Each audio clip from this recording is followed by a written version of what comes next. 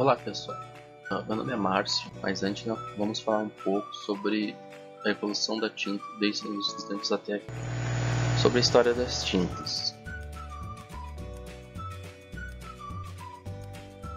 A história da tinta no início dos tempos vem de quando pensamos sobre a história dela, não se pode determinar uma data.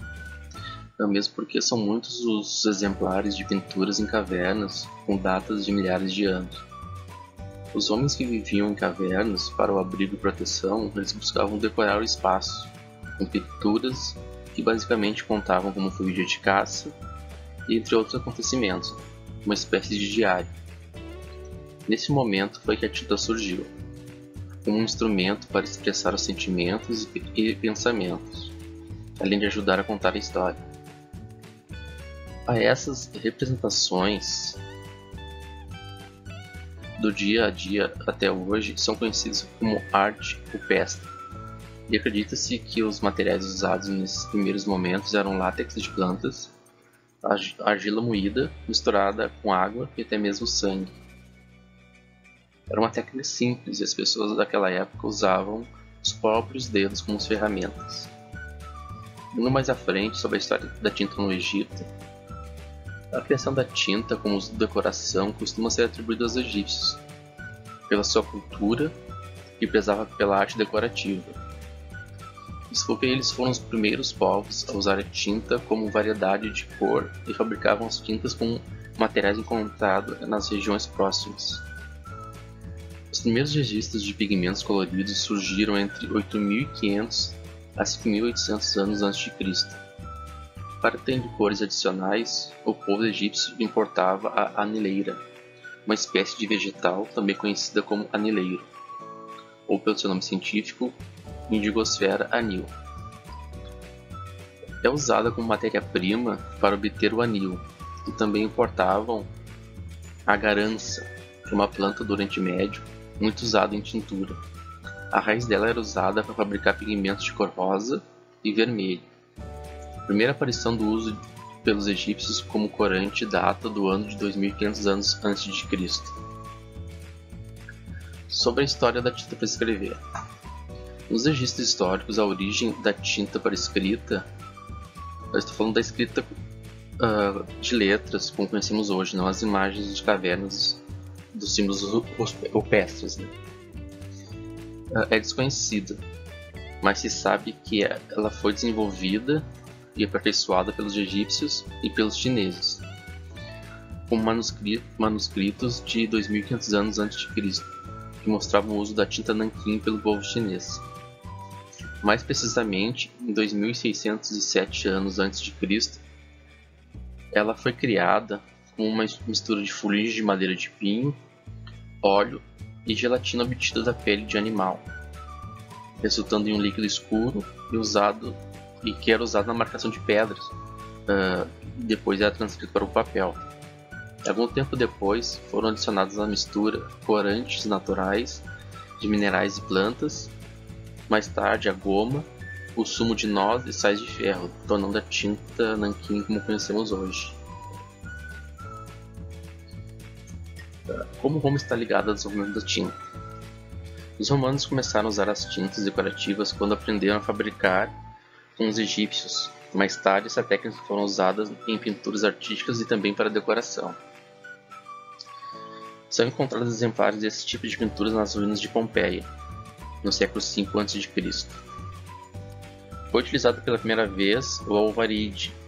O alvaríde é um carbonato básico de chumbo. Ele existe naturalmente como mineral.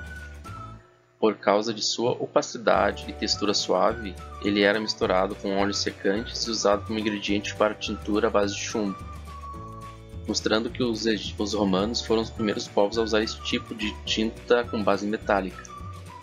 Também era usado para um cosmético chamado cerús veneziano, que naquela época provocou muito envenenamento por chumbo.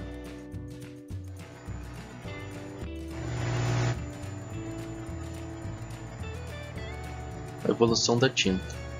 Essa evolução começou na Europa medieval, onde documentos apontam a utilização de tintas e vernizes, que utilizavam colas e cera coligantes para o revestimento. Durante os séculos XV e XVI, os artistas e pintores italianos começaram a fabricar pigmentos para as tintas, mas essa produção para uso pessoal e sua formação era altamente sigilosa. Então, cada pigmento desenvolvido por artesão ou artista tinha sua receita enterrada com o inventor.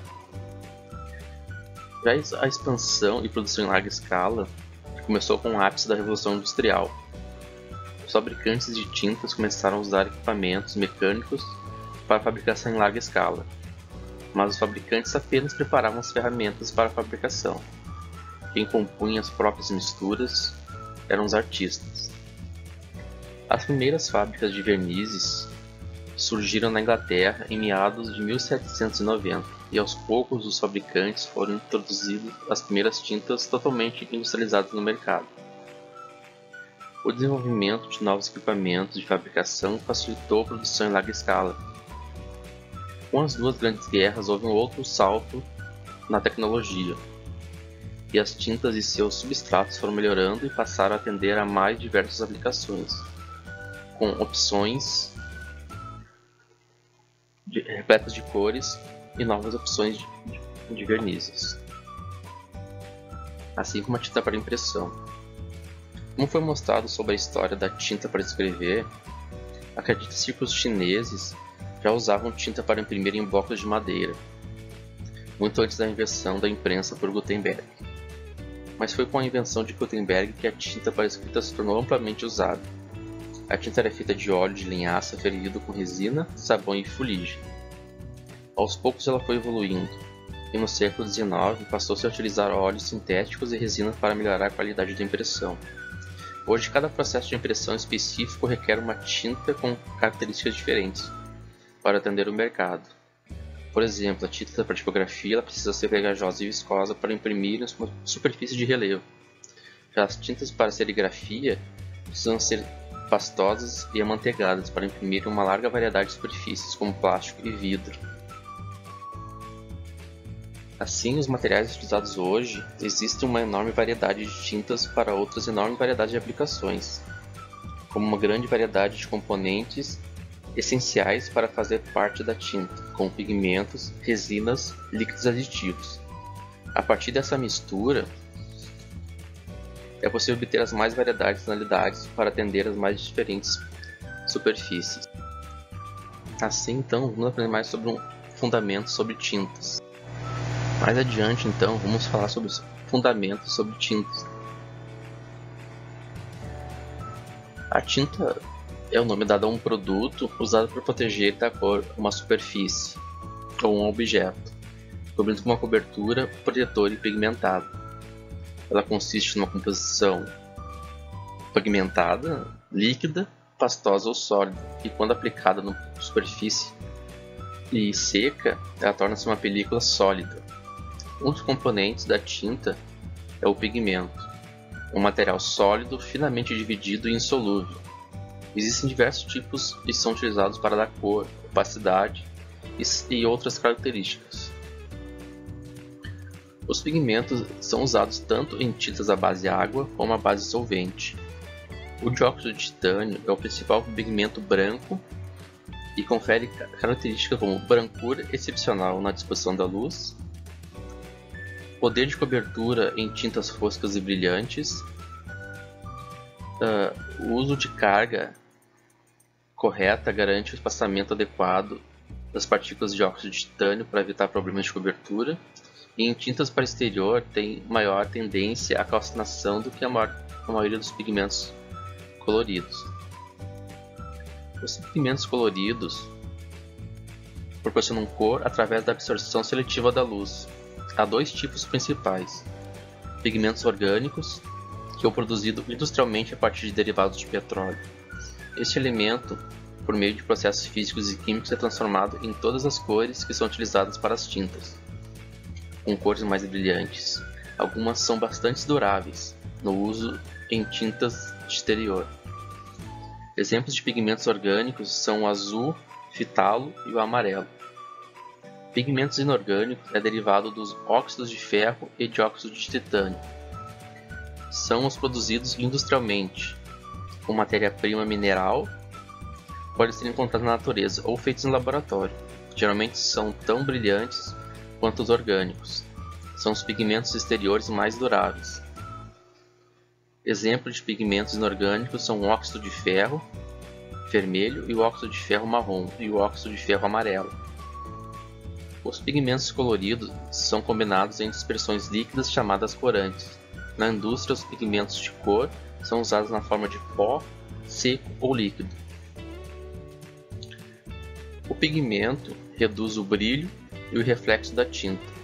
Os níveis de brilho do pigmento podem variar de acordo com o tamanho e o formato do pigmento empregado e também na quantidade. Brilhante exige uma menor quantidade de pigmento, fosco exige uma maior quantidade de pigmento. Também temos semibrilho e acetinado. Depois vem a carga. A carga serve para dar volume, poder de cobertura e interfere em diversas características como no brilho, na resistência na abrasão e na retenção de cor. Algumas das cargas usadas são a argila, ou também conhecida como silicato de alumínio. São usados principalmente em pinturas de interiores, mas também em algumas pinturas exteriores. A argila proporciona uma maior cobertura que a maioria das cargas em tintas porosas. A argila também aumenta a resistência a manchas e abrasão. Sílicas e silicatos, que proporcionam resistência a grande durabilidade em pinturas exteriores. Também temos as sílicas diatomáceas, que é uma forma de sílica hídrica que consiste em antigos organismos unicelulares fossilizados. É usada para controlar o brilho em tintas e vernizes. O carbonato de cálcio também é um pigmento de uso geral para exterior e interior. O silicato de magnésio também é uma carga de uso geral e relativamente macio. E por último temos o óxido de zinco, é um pigmento muito útil por sua resistência ao mofo, também usado como inibidor de corrosão e bloqueador de manchas muito usados em fundos. Depois vem o ligante, que é um ingrediente muito importante que afeta todas as características da tinta, como na adesão, na resistência à formação de bolhas, rachaduras e descamamentos, calcinação e resistência ao despotamento, a formação de películas, de filmes e desenvolvimento do brilho. Logo vem o veículo. Existe a parte líquida da tinta. Mantém a umidade do pigmento e do ligante entre a lata e a superfície a ser pintada. Para a maioria das tintas à base de solvente, esse componente é o solvente mais adequado, normalmente composto de hidrocarbonetos alifáticos. Já para tintas de emulsão, o veículo é principalmente água. Existem também outros componentes usados nas tintas antes da sua aplicação, como o diluente, que adicionado a uma tinta reduz a sua viscosidade. Um diluente não é necessariamente um solvente para o ligante. E o solvente, geralmente volátil, onde a tinta estão dissolvidas ou dispersas. Por fim, temos os aditivos, componentes adicionais que afetam e melhoram diversas propriedades da tinta, como a capacidade antimofo e bactericida. Duas das principais bases usadas nas tintas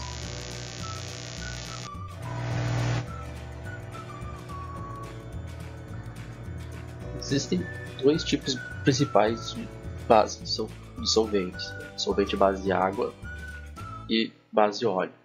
As principais diferenças entre os dois solventes são que as tintas com base água, a maioria delas é conhecida como látex. O ligante na emulsão é um material sólido e parecido com plástico, disperso como minúsculas partículas de água. Existem muitos nomes para designar esse líquido leitoso: emulsão, látex ou dispersão. Exceto pela aparência, o látex usado nas tintas não tem nada a ver com o látex usado em umas borrachas. A formação do filme em tintas à base de água ocorre quando a tinta é aplicada e a água evapora. Durante esse processo, as partículas de pigmentos e o ligante aproximam-se. Nos últimos estágios da evaporação do líquido, a ação capilar aproxima as partículas de ligante com maior força, fazendo com que elas se fundam ao pigmento formando um filme contínuo. Nas tintas à base de solvente, o termo base solvente é frequentemente utilizado para se referir tanto a revestimentos modificados à base de óleo como à base de alquídicos. Revestimentos à base de óleo são constituídos de um vegetal que seca ou oxida e forma ligações cruzadas quando exposto ao ar, e assim desenvolve as propriedades desejadas. Óleos de secagem normalmente usados em tintas e revestimentos incluem óleos de semente de linho, óleo de tung de madeira da China e óleo de soja. Hoje em dia, poucas tintas são feitas de óleo puro, ao invés são à base de óleos modificados chamados de alquídicos. O que são os alquídicos? O alquídico é um composto produzido por uma reação entre um ácido, um álcool e um óleo secante. A reação do ácido com o álcool gera um poliéster. Com a adição do óleo secante, gera uma resina alquídica. Os alquídicos são derivados de polióis e do ácido carboxílico. A adição de um óleo secante confere ao poliéster a capacidade de formar um revestimento flexível. Os alquídicos secam mais e melhor do que os óleos. Alguns revestimentos, especialmente bases para exteriores, são feitos com combinações de óleos e alquídicos para oferecer a flexibilidade adequada. A formação de filme em tintas à base de solvente é um processo de duas etapas, quando a tinta é aplicada a uma superfície. O líquido evapora e deixa o ligante e o pigmento na superfície. O ligante seca e oxida ao reagir com o oxigênio do ar.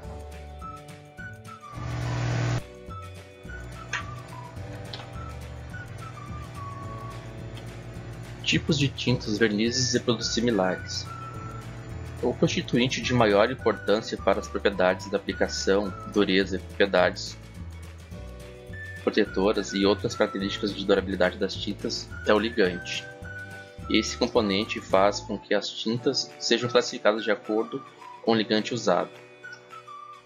A seguir, vamos ver alguns dos mais usados.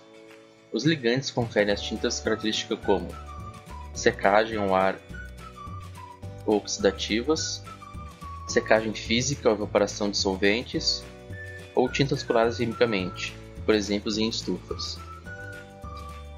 Uma delas é a alquídica ou sintética, que é uma das mais usadas. É uma tinta à base de óleo, uma tinta convencional de secagem oxidativa. Ela depende da temperatura. O solvente é um diluente sintético. Ela pode ser aplicada sobre qualquer tinta sem que essas estejam destruídas, não particularmente resistente a óleos e produtos químicos. Ela tem bom substrato e não requer qualquer pré-tratamento especial. Ela é fácil de aplicar, mas não deve ser aplicada em camadas muito espessas. A borracha clorada. A borracha clorada é uma resina obtida da reação da borracha com o cloro. As tintas produzidas com essas resinas são altamente impermeabilizantes, sendo usadas principalmente em piscinas, campos desportivos, pavimentos, tanques de águas e estruturas de aço. Essa borracha clorada ela é solubilizada em tetracloreto de carbono. Uma tinta sofisticada. Quando aplicada sobre outros tipos de tinta, ela requer uma precaução especial, uma vez que a presença do solvente leva aos riscos à dissolução das camadas anteriores. Ela tem baixo teor de sólido, ela tem uma secagem rápida, mas as propriedades de molhagem requerem um pouco de pré-tratamento. Ela é bem resistente à água e à umidade e ao desgaste mecânico. A tinta epóxi. O epóxi é uma resina ou poliepoxído, um polímero termofixo que se endurece quando se mistura com um agente catalisador. São produtos de uma reação entre epilicoridrina e bisfenol A. Ela é uma tinta de cura química né? Requer uma estufa ou algo para acelerar a secagem dela. Ela depende da temperatura, uma temperatura mínima até de 12 graus. Ela requer um solvente especial para essa evaporação. Ela não pode ser usada sobre outro tipo de tinta, com risco da dissolução das tintas anteriores, das camadas anteriores. O mínimo e o máximo de intervalo de repintura devem ser cuidadosamente respeitados nessa tinta. Propriedades de molhagem e necessitando de decapagem. Ela é muito resistente a produtos químicos, óleos e solventes e a água. Ela tem boa resistência a desgaste mecânico. Ela tem elevado teor de sólidos e farinação em exterior. A acrílica. Baseada em dispersões de uma resina em solventes em água. Ela tem uma secagem por evaporação de solventes, facilidade de aplicação, secagem rápida e boa resistência ao exterior. A nitrocelulose. Trata-se de uma mistura de resinas nitrocelulósicas e sintéticas. A nitrocelulose contribui para uma secagem rápida e a resina sintética dá bom corpo, com brilho e boa retenção da cor e do brilho. Ela seca unicamente por evaporação de solventes e como a evaporação indica inicial dos solventes, ela é rápida e também será a sua secagem inicial. Bom pessoal, esses aí são alguns tipos de tintas usados, né? Tem uma variedade muito grande e estenderíamos muito a falar de todas. Então eu encerro por aqui. Agradeço a atenção de todos e passo a palavra agora para o meu colega. Sobre o consumo das tintas imobiliárias, o Brasil é um dos 5 maiores mercados mundiais para tintas. Para a gente ter noção, em 2019 foram produzidos 1,569 bilhões de litros de tinta. E em 2020, esse número aumentou para 1,623 bilhões de litros de tinta. Portanto, somos um dos maiores produtores de tintas de todos os tipos. Mas, se nós formos segmentar a produção das tintas, nós percebemos que nós temos 1,7% aqui embaixo de produzido de tintas automotivas para montadoras, né, para pintura de automóveis. Para repinturas automotivas nós temos 4,1%. Para tintas voltadas para a indústria, para pintura de eletrodomésticos, nós temos 10,7%, e as tintas imobiliárias utilizadas para construção civil e outras aplicações, mas voltadas a este ramo, representa a grande maioria de 83,4%. Esses são dados da Abrafat de 2021.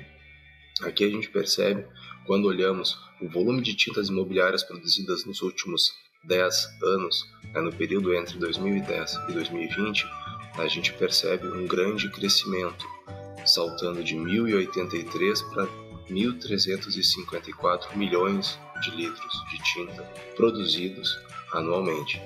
Vemos entre 2010 e 2015 um crescimento e no fim deste período um certo declínio em relação a 2010.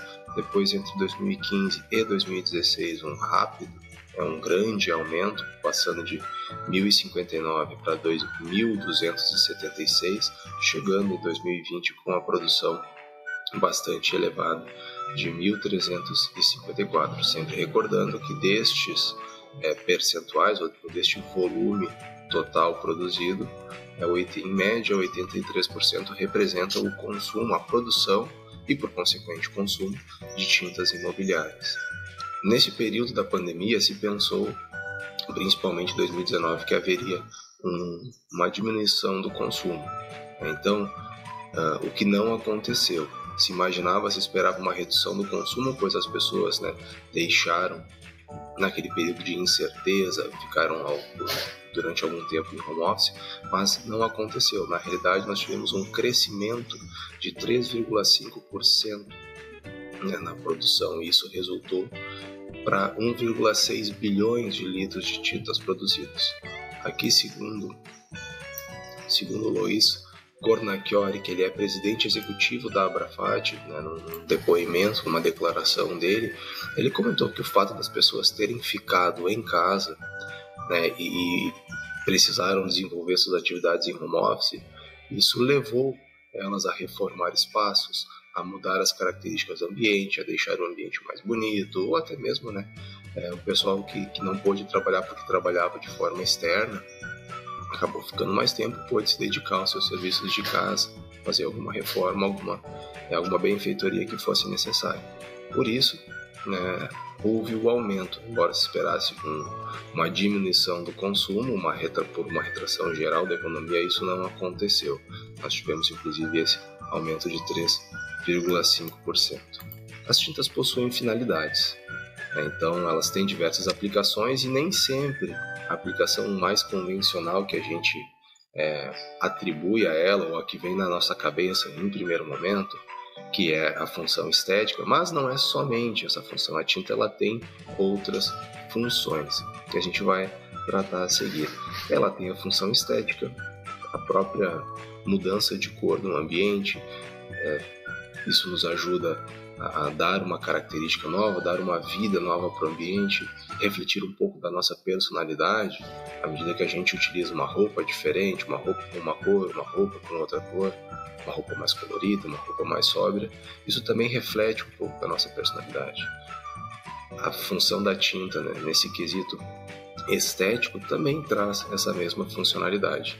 Então, as pessoas utilizam as tintas para dar uma cara nova para o ambiente. É a principal função que a gente imagina. Porém, temos outras funções, por exemplo, a função protetora.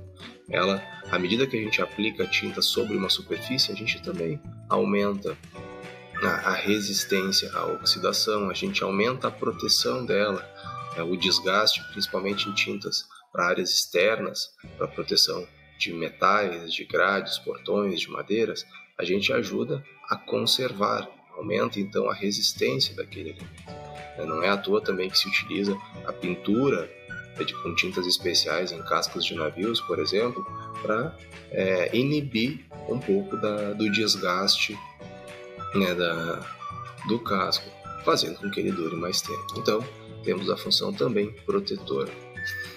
Por último, uma função não tão falada, mas também tem a sua importância, é a função comunicativa. Nós temos nas cores algumas convenções, já que são padronizadas e todo mundo entende. Então, quando nós utilizamos uma cor amarela para determinadas marcações, ou até mesmo vermelha, isso traz já um significado. Por exemplo, uma linha pintada no chão em amarelo, as pessoas imaginam, dependendo do contexto em que ela está sendo aplicada, que não deve ser ultrapassada. A gente utiliza as cores também para imprimir alguns significados também. Então, algumas comunicações, como está sendo dito. Então, ela também possui a função comunicativa. Então, as principais finalidades da aplicação das tintas voltadas para a construção civil são a função estética, a função protetora e a função comunicativa. E na construção civil, antes mesmo falando, nós temos uma ampla linha de tintas utilizadas para áreas internas, externas, com características de maior proteção. Então tem uma grande variedade. Por exemplo, as tintas látex, elas têm as características de ser com solvente à base d'água, não são laváveis, têm secagem rápida e os próprios fabricantes recomendam que tenha uma média cobertura, não tem a melhor cobertura de superfícies. Ela já é indicada para utilização em áreas internas. Já a tinta acrílica, ela também é à base d'água, existe ou tem excelente lavabilidade e cobertura, mas também é indicada para áreas externas da mesma forma, também para áreas internas. Então a gente percebe, temos esmaltes sintéticos utilizados para grades, utilizados para madeiras, né? Tinta já à base de solvente, já não é mais à base d'água, mas ela tem outra característica, ela é resistente a intempéries e mofo, e ela tem um bom alastramento na sua aplicação. Indicada também para superfícies internas e externas de madeiras e metais, como eu havia comentado. Outra possibilidade são tintas texturas, né? São utilizadas para texturas, também tintas à base d'água, porque elas têm grânulos, né, junto na sua composição e apresentam um efeito de textura, um efeito de alto relevo. E também utilizado para áreas internas ou externas, e alguns fabricantes conferem essa característica de uma ação hidrorrepelente. Temos as tintas a óleo, utilizadas também para vários tipos de superfícies, e ela tem como característica uma ótima resistência a intempéries. Temos tintas epóxis também, que têm o uso indicado para ambientes quimicamente agressivos, como por exemplo o revestimento de banheiros e balcões, porque ela já possui essa característica de maior proteção. Lembra como nós falamos, não é apenas mudar a cor, né? Não é apenas a função estética, temos também funções de proteção. A tinta epóxi é utilizada quando se deseja conferir, dar uma maior proteção à superfície que está sendo pintada, porque ela confere, a característica dela é alta resistência à abrasão e também a resistência a agentes químicos. As tintas, como nós viemos defendendo em nosso trabalho, elas são um produto perigoso para o ambiente, e não somos nós que estamos atribuindo essa característica. Conforme a NBR 10004, que apresenta a classificação para resíduos sólidos, quanto à sua periculosidade, ela traz uma classificação que resíduos perigosos, também denominados resíduos classe 1, eles apresentam características de inflamabilidade, corrosividade, reatividade, toxicidade e patogenicidade. Inflamabilidade, porque eles podem conduzir o fogo; corrosividade, eles podem agredir a superfície de determinados materiais corroendo-os; ele pode reagir com outros produtos; ele pode ser tóxico para pessoas e para ambientes, para animais, para ambientes naturais; e patogenicidade, ele pode trazer elementos que venham a causar doenças, micro-organismos causadores de doenças. Se um produto apresentar qualquer uma dessas características, ele é considerado perigoso.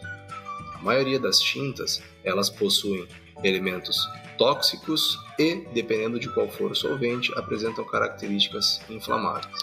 Então, sim, a maior parte das tintas, elas são classificadas conforme a NBR 10004 como um produto perigoso, como um produto classe 1, certo?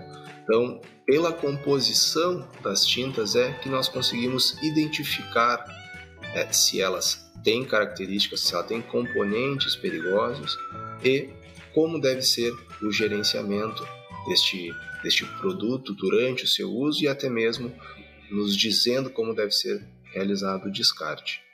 Então, é sempre importante ter esta questão, né, as tintas, elas não são um produto atóxico.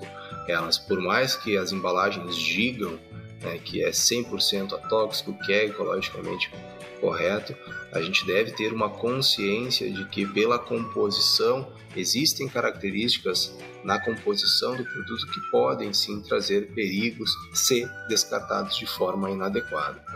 Então, a composição confere as características de perigo. Por isso é extremamente importante que a gente observe os componentes deste produto. Mas aonde a gente encontra esses componentes e como ver? Eu vejo no rótulo, eu vejo aonde? Existe uma informação que é o que todos os fabricantes produzem, que chama FISPIC, é uma ficha de informações de segurança de produtos químicos. Ela aparece, os seus requisitos aparecem lá na NBR 14.725 na parte 4. Essa NBR ela foi atualizada em 2014. O nome dessa NBR é Produtos Químicos e Informações sobre Segurança, Saúde e Meio Ambiente, e fala então sobre as informações de segurança dos produtos químicos. A FISPIC de um produto, ela traz dados relativos às suas propriedades, desde a sua composição, quais são os riscos que apresentam para as pessoas, para os colaboradores que manipulem, que utilizem essas tintas, para riscos para o ambiente, como deve ser feito o gerenciamento deste produto, a manipulação, até mesmo o descarte, como agir em situações de emergência, a FISPIC traz todas estas informações. Não é à toa, ela é dividida em 16 seções.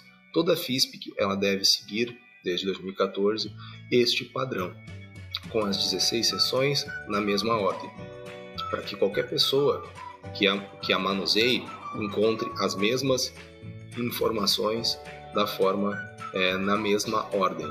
Nosso produto, para o nosso trabalho sobre tintas, a gente utilizou uma FISPIC, né, de um fabricante de tintas que a gente vai preferir deixar anônimo, certo? Mas é uma tinta de ampla utilização no mercado, é uma tinta acrílica, teoricamente as das mais leves ou das menos tóxicas que nós encontramos no mercado, mas ela tem algumas características que ela é destinada à pintura de pisos e quadras, como se fosse uma quadra de esporte, uma pintura de piso, né? Então, embora seja acrílica, ela tem algumas características de proteção. Nosso objetivo é analisar a FISPIC, que está conforme a NBR 14.725 de 2014, então ela já vem no padrão atualizado, e analisar quais informações o fabricante nos apresenta sobre os perigos, né, a composição e os produtos perigosos que aparecem neste produto.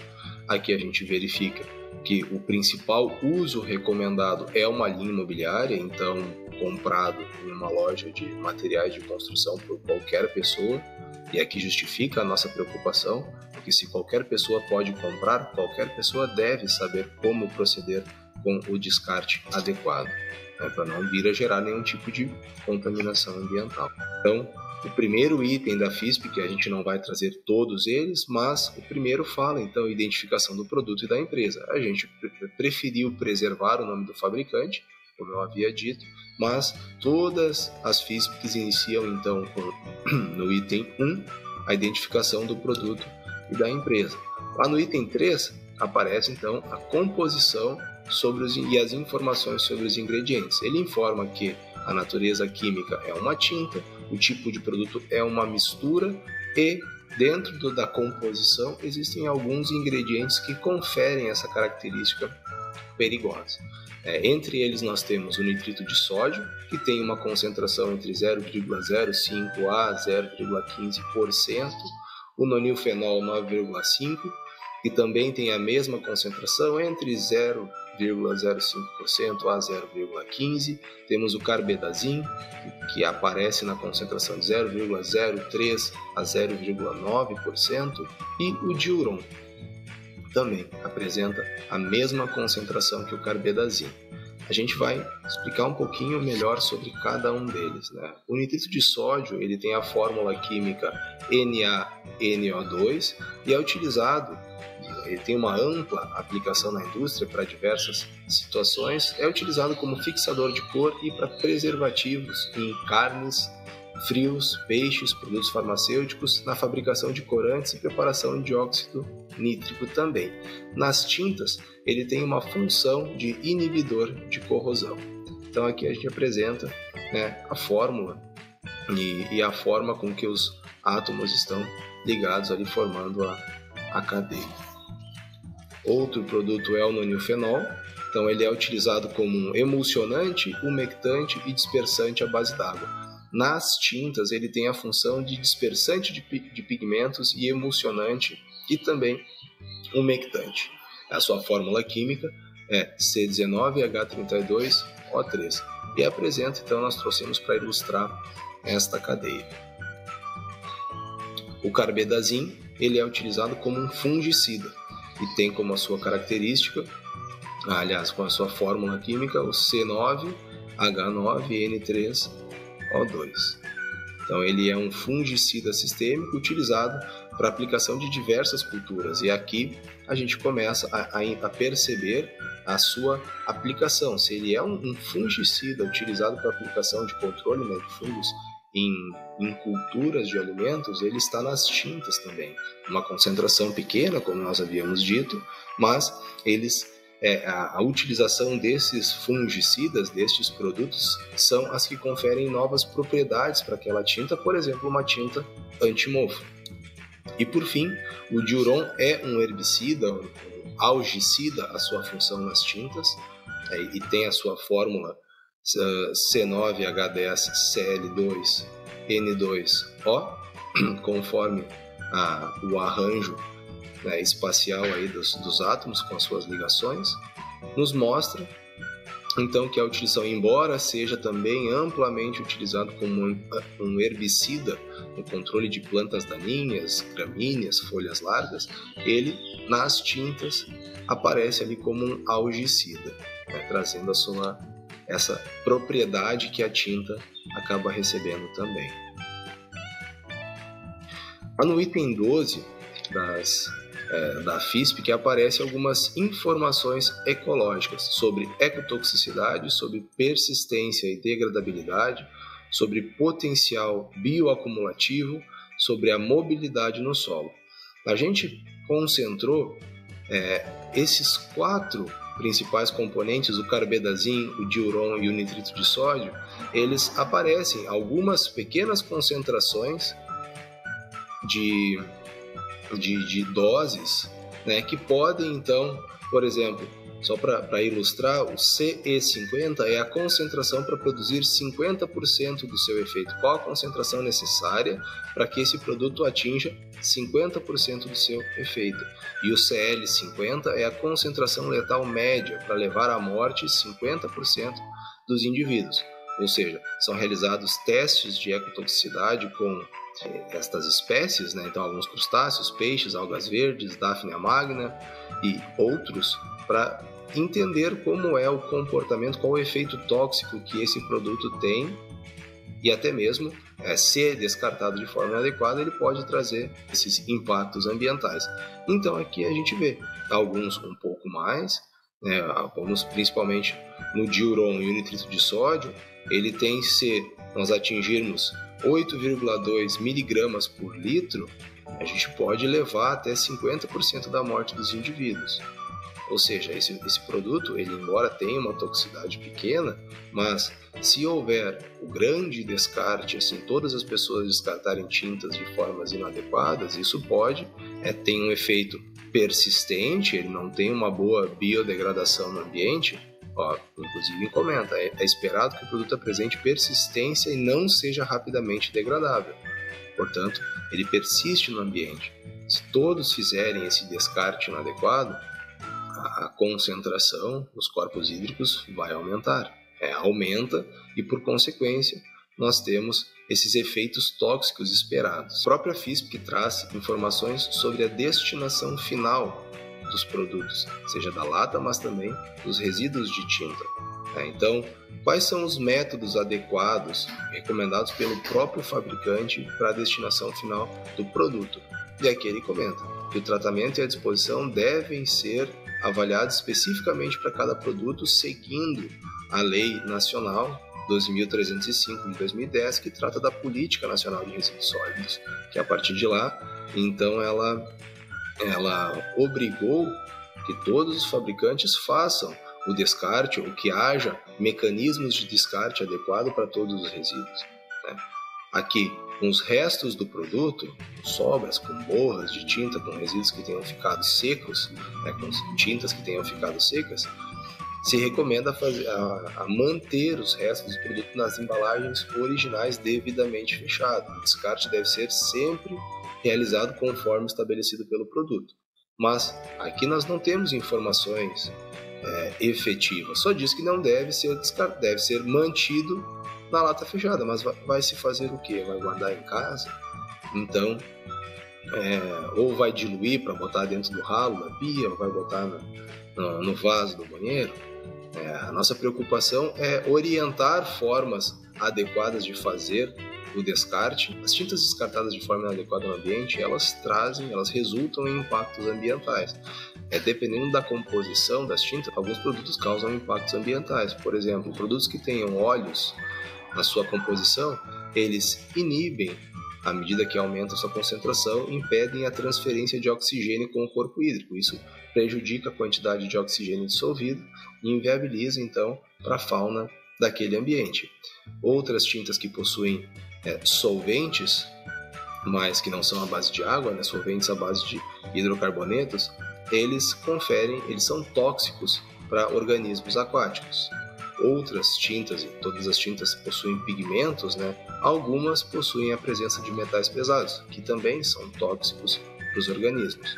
Por último, algumas tintas que apresentam na sua composição fosfatos, se descartadas diretamente na rede pluvial, na rede de esgoto, por exemplo, elas, quando em altas concentrações, elas geram a eutrofização, que é aquele fenômeno quando tu tem um excesso de nutrientes, acaba causando um aumento excessivo na proliferação de algas. E isso também impede a oxigenação dos corpos hídricos. Para que seja possível compreender quais os impactos e aonde chega a tinta que a gente descarta, a gente trouxe uma imagem representativa do ciclo da água.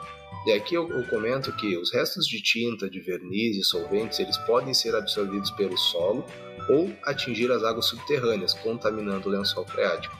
Aqui resgatando rapidamente como é o funcionamento do ciclo d'água, se a gente em casa descarta, se não há separação de esgoto absoluta, que o nosso esgoto das residências vão direto para uma estação de tratamento de efluente, ele pode ter alguma conexão com um corpo hídrico, seja um arroio, um pequeno rio da cidade, e ele pode desembocar dentro de um lago maior, dentro de uma região maior.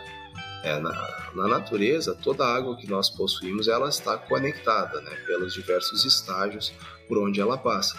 Então, por exemplo, a água que é formada ou que corre pelos rios, elas desembocam em áreas maiores, em lagoas, em lagos, até mesmo, né, vindo a parar no oceano.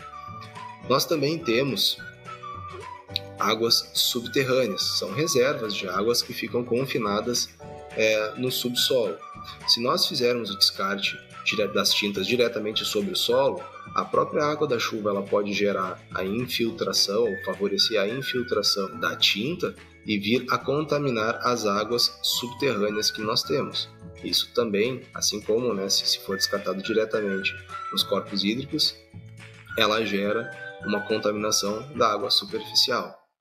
E vez ou outra isso vai parar no oceano, para também nos nossos lagos. As águas da cidade são captadas em reservatórios, né? Então, basicamente, se nós descartarmos de forma inadequada, nós estamos também nos prejudicando diretamente. Ainda sobre os impactos ambientais, em São Paulo, nós tivemos em 2015 um vazamento de tinta na cor vermelha que deixou toda a extensão de um arroio no centro da cidade, na cidade, que mudou sua coloração. Uma empresa que vendia tintas, simplesmente a tinta era concentrada, uma tinta sólida, e ela caiu, uma saca caiu no chão, e ao invés de fazer o recolhimento e o descarte, eles optaram por fazer a lavagem e não perceberam, não se tinha consciência de que a água que ia parar no esgoto, ela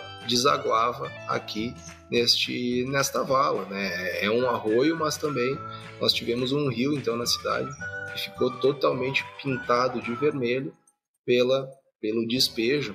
Aqui nessa imagem à direita a gente percebe a lavagem da tinta aqui para limpar a calçada, para tirar a tinta sólida, ela acabou escoando, veio para a boca de lobo, da boca de lobo ela desagou aqui neste córrego.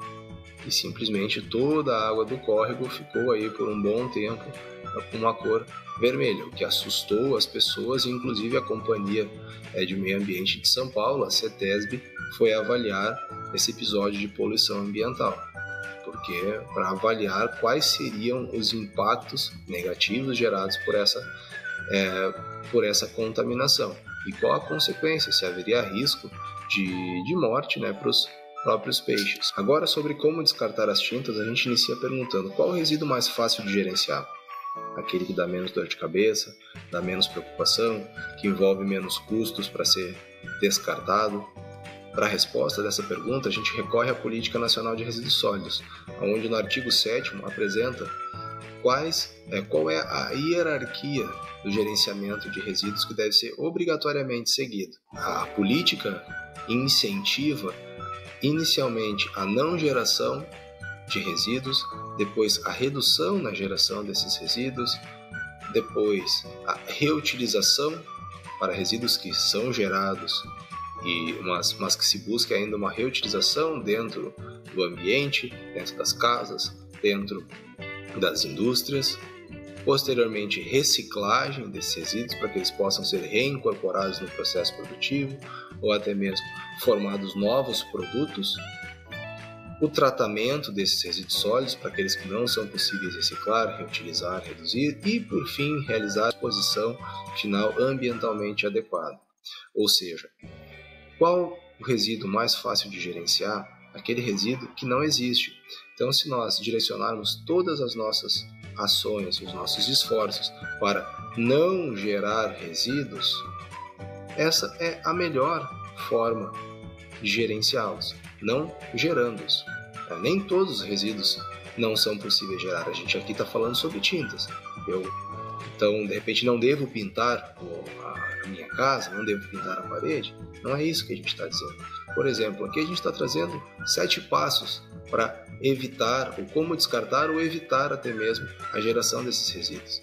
A gente deve, inicialmente, evitar as sobras, não desperdiçar.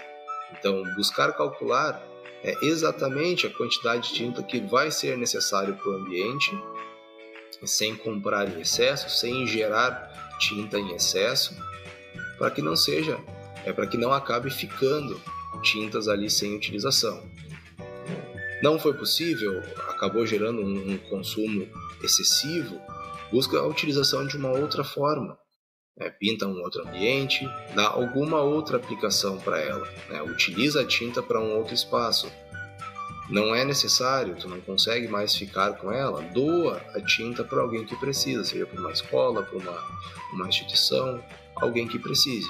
É uma forma de não ficar com a tinta parada em casa.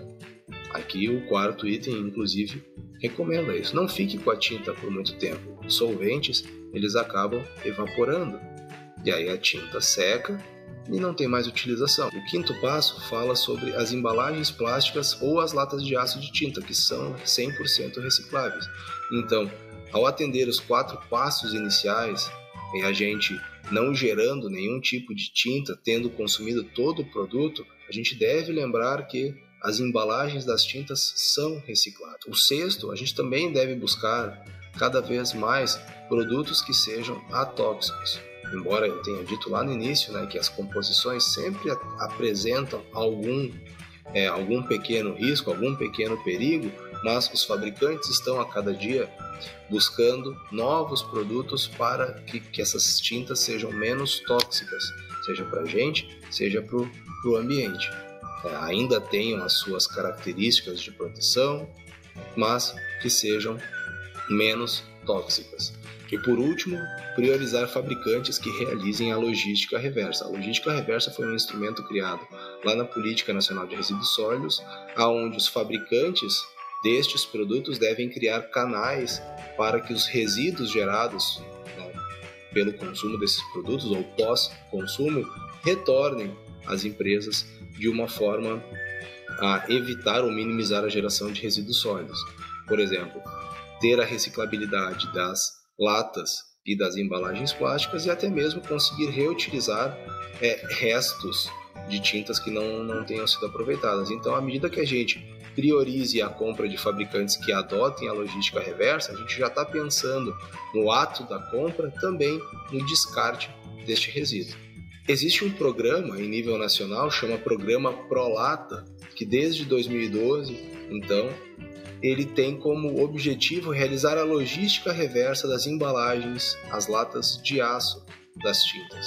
O objetivo é viabilizar o retorno dessas embalagens de aço pós-consumo.